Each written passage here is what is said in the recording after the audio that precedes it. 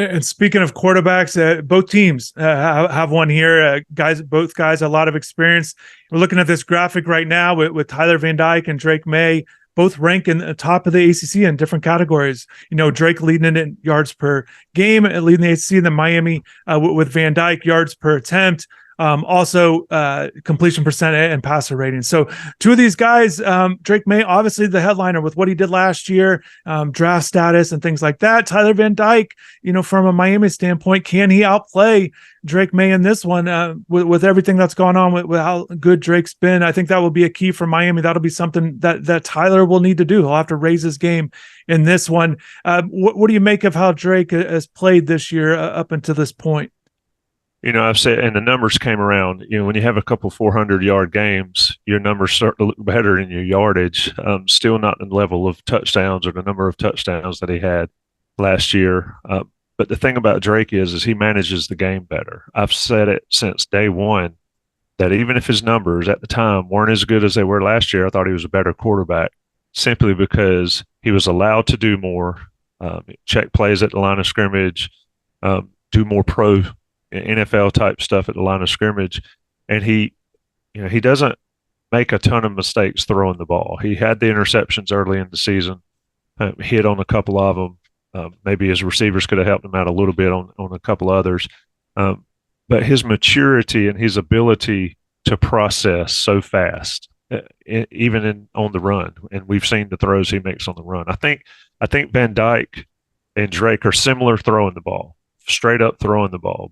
But where Drake sort of separates himself from other quarterbacks across the country is the ability to use his feet and to make those off-platform throws and do it in a variety of ways. I mean, he's got basically an option touchdown this year. He's got a left-handed touchdown this year. He's got some of those thrown across your body plays. It's just fascinating to watch the young man grow. And I mentioned it all week. He came from a family where you had to compete every day to have success on the backyard, on the blacktop in the backyard, on now the pickleball court they play all the time, the golf course, the baseball field. He understands the need to be on point and be 100% full bore every snap. And I think he shows that. He's got to learn to get down. He's taken some hits this year still, but his ability to manage, and I think that's often looked at as a negative for quarterbacks. We think of one of the Alabama quarterbacks when you say they're a game manager or whatever. Well, the thing is that in college football, if you're a game manager and then you have some talent, you win championships. And I think Drake Maye, for all the physical skills he's got, his mental abilities and his processing and all that are what really set him apart. And with Tyler Van Dyke, he's played North Carolina twice, 0-2 in those games, as Miami looks to drop or in this 4-game losing streak against the Tar Heels. This season, it looked so good for Tyler. It looked like he was really in form. Those first 4 games, over 70% completion percent each game. And he said he felt comfortable. He felt comfortable going into the year, and he was backing it up with his stats. He said he's feeling more comfortable than he ever has. He felt really good.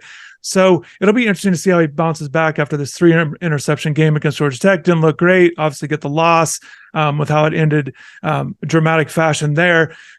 So we'll see. And I think it will be key if he can outplay Drake, and he did this a couple years ago when he faced Kenny Pickett on the road, and Kenny had a great game in that one. But Pittsburgh was ranked 13th, and Miami, and Van Dyke had a big game, over 400 yards in that one. And whether he outplayed them, but he got the win and stayed up there. And I think it's going to take one of those kind of performances. It's going to have to be really good in this one. I think that's important for not just for Tyler, the offense, but just kind of getting Miami away from what happened against Georgia Tech. Tyler's going to have to kind of lead this group and certainly just kind of move forward from it. And I know, he's a guy that there are a lot of blame to go around with how it ended against Georgia Tech. I even saw somebody, I know Joel Klatt thought, as a quarterback, Tyler doesn't have to listen to the coaches essentially and just call a kneel down play.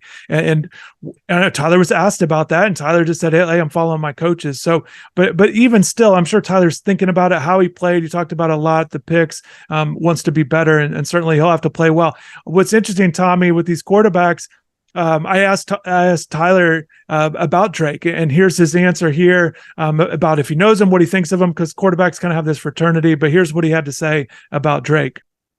Yeah, unbelievable player. Really, really accurate. Makes plays with his feet. True leader. Yeah, I met him uh, at a UNC football camp back in like when I was a sophomore and he was maybe a freshman.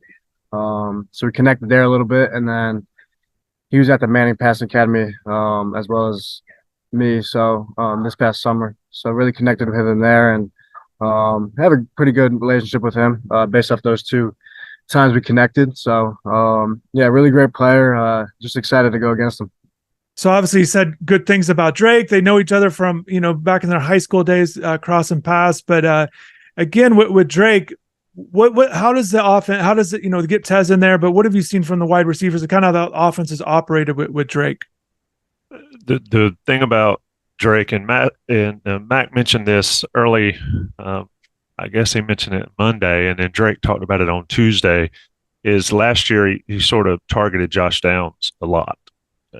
Where it's one guy gets 70% of the targets and then you spread the rest towards the end of the year. And then Drake said on Tuesday, it's my job to get the ball to the open guy. And Josh was open all the time. And I think that's what the way Drake has been able to do. And I've mentioned this before. I think he had 23 completions against Syracuse in the first half. Syracuse actually only had 22 plays in the first half. But Drake had 23 completions to 10 different guys.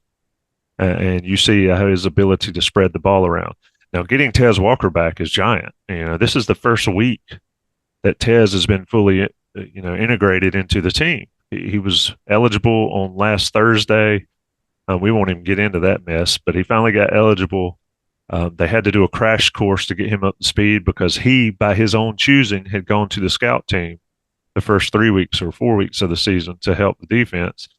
And so I think he had 8 targets against Syracuse, 6 catches, not many yards, 40-some yards. Drake missed him a couple times open. You add that in to him, and while Drake's got the ability to hit the open man, everybody becomes open even more because you've got to commit a safety to Tez Walker. If you don't commit a safety to Tez Walker, then he's going to run by you all day. And so that sort of changes the offense for North Carolina because it opens up the middle so much more. And then, we talked on our show when you joined us, the transfers. You got Nate McCullum as well. And Nate McCullum comes from Georgia Tech. He's open in the middle. He's become that Josh Downs guy that gets open. But J.J. Jones and all the tight ends, everybody from North Carolina has just really done their part.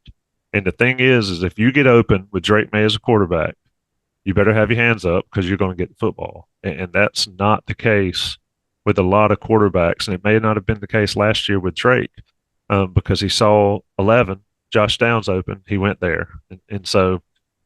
And one of the great Drake Maye quotes, and you'll probably like this one, he was asked about checking it down, which he's done more this year to the backs, whether it's Amarian Hampton or British Brooks, or even to the tight ends on some little check downs. He says, nobody ever went broke not taking a profit or taking the profit. I screwed up the quote, but you know what I mean. He gets yards. He takes the freebies, and that's something else he didn't do last year. So it's been an interesting growth. And to him and Tyler's relationship, Drake spoke to that a little bit as well. They all know each other. You go to the Manning passing camps, you go to all those different I think didn't Tyler say he came to a Carolina football camp when he was young as well. So it's always interesting. Fans get into the business of like hating the other team or, I don't like such and such player on the other team. For the most part, the players know everybody, especially the skill guys that have all these 7-7 camps. So it's interesting to see when they talk about it and they know each other. And it's genuine between them, and it's a cool thing to watch. But it'll be a heck of a battle in Kenan Stadium. I'd be interested in your take on what was different for Tyler against Georgia Tech than in the first 4 games. I know they talked about mixing coverages. And Carolina likes to do some of that too as well. But he did look like a very different quarterback against Georgia Tech. Yeah, he kind of reverted back to some of the things that we've seen in his career when he doesn't look great. I think that mixing coverage stuff really got to him. I think the interceptions were a couple of them were forced. They were bad throws, bad decisions, whatever it might be. But I think that really got to him. I think that mixing coverage thing. I think when teams kind of keep things in front, it felt like with Georgia Tech, even in the run game, the way that Georgia Tech defended the run game, it felt like Georgia Tech was going to give you some yards. It is what it is. They just didn't want anyone breaking out, and it felt like that in the passing game. I think pressure can kind of still get to him, but the offensive line has been so good at keeping him clean, and he's done well when he's kept clean. I just think that'll be something to kind of really watch for. You touched on earlier with Drake throwing off platform. That was a point of emphasis for Tyler in the offseason. Really wanted to work on that, really work on his throws. So we'll see if he's more on target there.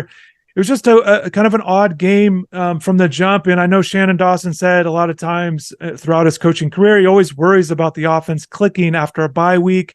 And for whatever reason, whether it was the opponent, different coverages, just different things in play with little, maybe weather a little bit, just a little bit wet. I don't know. It just didn't look good. And certainly that he's got to play much better. The one thing, Tommy, I was looking at his splits as we were talking just to make sure I had it right, but he's always said that he likes playing on the road, and his splits aren't great. But maybe some of it's some padded stuff in terms of he's just better at home. But he says he likes playing on the road. He likes the atmosphere, but we'll see. He's going to get that full atmosphere. Obviously, he's been there before. So he'll kind of know what to expect going into that one. Before we wrap this up, though, we're talking about the quarterbacks, and certainly it's a big thing, Tommy, but the running game helping these quarterbacks. How do you feel like it can help? Again, Drake has the ability to do it himself, but just getting the running backs and the running game going, how can it help these quarterbacks? Yeah, that's, I think for Miami is to keep the pressure off of Van Dyke. If the defensive line has to worry about stopping the run, or the linebackers have to, then they may not be at Van Dyke's feet all night. And so I think that'll be key. That's certainly key for North Carolina's defense. Pick which point you want to shut down. And we've talked about it. If Carolina can shut down the running game, then they can get after Van Dyke, and Van Dyke splits on clean versus not clean sort of start favoring North Carolina. For Carolina and Drake Maye, you mentioned it there. He can do it on his own if he needs to. He did it all last year on his own. He's done it in a couple games here. But North Carolina has more of a power running game this year than they've had with Amarion Hampton and British Brooks, Caleb Hood when he's healthy, and Elijah Green's maybe the faster of the backs. But that's the thing. If they run so many RPOs, they run so many plays where it's that option. And Drake's, made some bad reads. He's made some good reads. I think the team that can run the ball successfully always wins, or normally wins for the most part. But I think Miami needs to run it successfully more than North Carolina needs to run it successfully, if that makes sense. I think Carolina can win not being able to run the ball. I'm not sure Miami can. And I may eat those words, but when you have guys that can pop runs and go, 70 yards with one missed tackle, it sort of changes the game. In North Carolina, where a lot of times you run to set up the pass, North Carolina will pass to set up the run. And we saw that against, Minnesota when Drake has a big game, then North Carolina just pounds Minnesota late in that ball game. So always interesting. Coaches love to talk about the running game. I just don't know if an effective running game is as important for North Carolina with a guy like Drake Maye this day and age. But it is certainly we'll be watching. Yeah, and I think you're absolutely correct. I think from a Miami standpoint, they definitely want to run the ball. It's what they want to do, their identity. I think running the ball will certainly get everything else going. So whether they really want to lean on, that kind of thing, it's just a point of emphasis, and they want to run the ball and certainly be much better than they were a year ago. And they showed signs certainly to start this season. So I think, there's no question. I think it can help Tyler. Again, if all the pressure becomes on him because they're not running the ball and he's forced to make things, forced to make throws. I didn't think he was great on third downs. Situationally, red zone can be improved, but 2 of his picks came on third down. So certainly that'll be something to watch for situationally. Again, Miami wants to be able to run the ball, and I think it'll help Tyler. I think that definitely makes sense, Tommy. So appreciate it. We'll see. The line's not real big. coming off high from North Carolina, Miami on a down. So we'll see how this thing shakes out. But it's going to be fascinating. It's great. It's unfortunate it's not 2 5-0 teams, but I think it's still a big game. Both teams are ranked. So should be a great ACC game, a big one for both teams, as we mentioned. But thanks for joining me, man. Yeah, man, it's always a pleasure. And yeah, huge game in Kenan Stadium. Atmosphere should be on fire. 2019, the Miami atmosphere was as good as it's been. And now here we are 4 years later in a game that matters a ton for both programs. Should be a great atmosphere. May rain a little bit, but it shouldn't matter. Looking forward to a fun game. And, you mentioned the lines. I do not bet on college sports.